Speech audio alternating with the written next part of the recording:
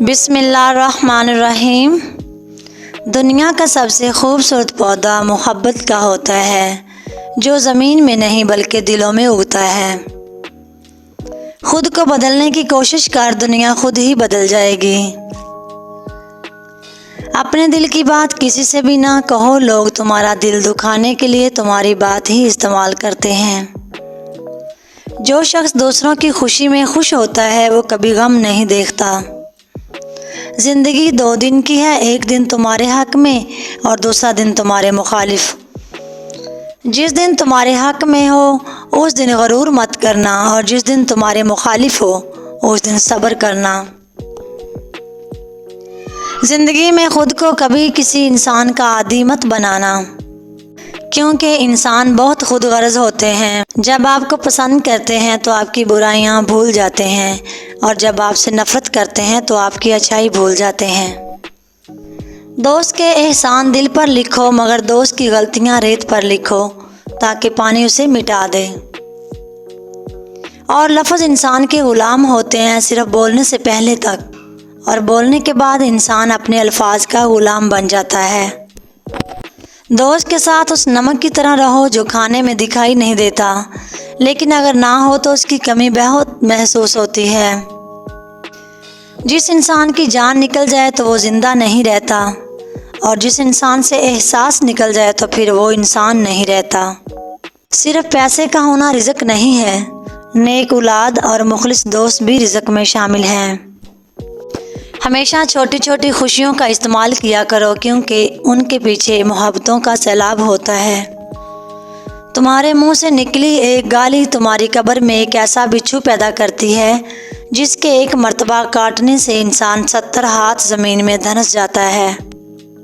جس انسان کی جان نکل جائے تو وہ زندہ نہیں رہتا، اور جس انسان سے احساس نکل جائے تو پھر وہ انسان ہی نہیں رہتا۔ حضرت علی سے پوچھا گیا، ہے دوست اور بھائی میں کیا فرق ہے؟ تو آپ نے فرمایا، بھائی سونا ہے اور دوست ہیرا۔ لوگوں نے آپ سے کہا کہ آپ نے بھائی کو کم قیمت اور دوست کو قیمتی چیز سے کیوں تشبیہ دی؟ تو آپ نے فرمایا، سونے میں اگر دراڑ آ جائے تو اس کو پگھلا کر بالکل پہلے جیسا کیا جا سکتا ہے، جبکہ ہیرے میں دراڑ آ جائے تو وہ پہلے جیسا کبھی نہیں بن سکتا۔ دوست وہ ہے جو خوشی میں یاد آئے سمجھو تم اس سے محبت کرتے ہو، اور جو تمہیں غم میں یاد آئے تو سمجھو وہ تم سے محبت کرتا ہے۔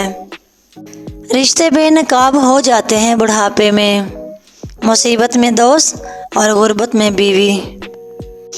حضرت علی کے پاس ایک یہودی آیا اور کہا، میں نے سنا ہے کہ آپ مسلمان جب عبادت کرتے ہیں تو برے برے خیالات آتے ہیں، جب کہ ہم عبادت کرتے ہیں تو ہمیں نہیں آتے۔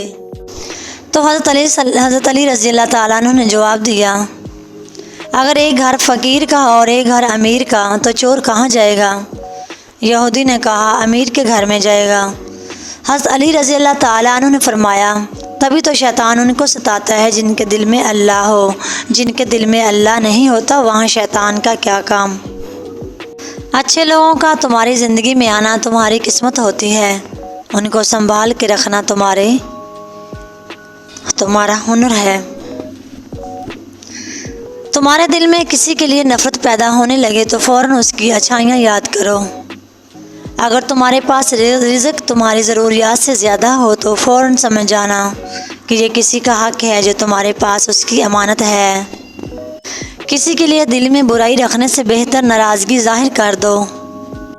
قصاب آواز لگا رہا تھا، تازہ گوشت لے لو۔ وہاں سے حضرت علی کا گزر ہوا تو قصاب نے حضرت علی سے کہا، تازہ گوشت ہے، لے لیں۔ حضرت علی نے فرمایا، آج میری جیب اجازت نہیں دیتی۔ قصاب بولا، میں آپ کو ادھار دے سکتا ہوں۔ اس پر آپ نے ایک بہت حکمت سے لبریز جملہ ارشاد فرمایا، یہ ادھار میں اپنے پیٹ سے کیوں نہ کر لوں، جس کو میں جنت میں اس سے بہتر غذا کھلا سکتا ہوں۔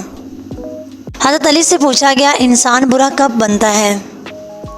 حضرت علی رضی اللہ تعالیٰ عنہ نے فرمایا، جب وہ اپنے آپ کو دوسروں سے اچھا سمجھنے لگے۔ حضرت علی رضی اللہ تعالیٰ عنہ سے کسی نے پوچھا کہ آپ کی تلوار تو بہت تیز ہے، اگر آپ کی سواری سست ہے کیا ہی اچھا ہے، اگر آپ کی سواری بھی تیز ہوتی تو۔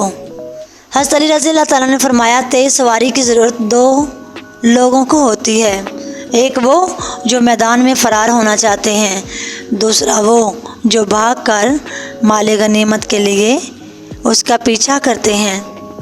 تو یہ دونوں کام میں نہیں کرتا۔ جسے تقدیر پر یقین ہوتا ہے وہ اپنے اوپر نازل ہونے والی مصیبتوں سے نہیں گھبراتا۔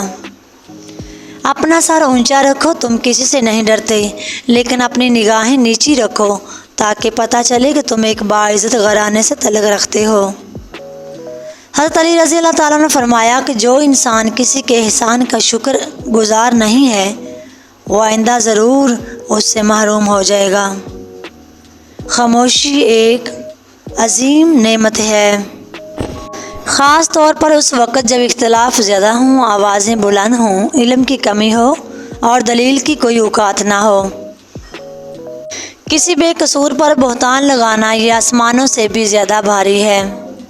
جاہل کے سامنے عقل کی بات مت کرو، پہلے وہ بحث کرے گا پھر وہ اپنی ہار دے کر دشمن ہو جائے گا۔ دوست ہاتھ اور آنکھ کی طرح ہوتے ہیں، جب ہاتھ کو کچھ ہوتا ہے تو آنکھ روتی ہے، اور جب آنکھ روتی ہے تو ہاتھ آنسوؤں کو صاف کرتا ہے۔ آزمائش میں کبھی پچھتاوے کے آنسو نہ بہاؤ، کیونکہ تم وہ خوش نصیب ہو جسے اللہ نے آزمائش کے قابل سمجھا۔ تیرا نفس تجھ سے وہی کام کروائے گا جس کے ساتھ تو نے اسے مانوس بنایا ہے۔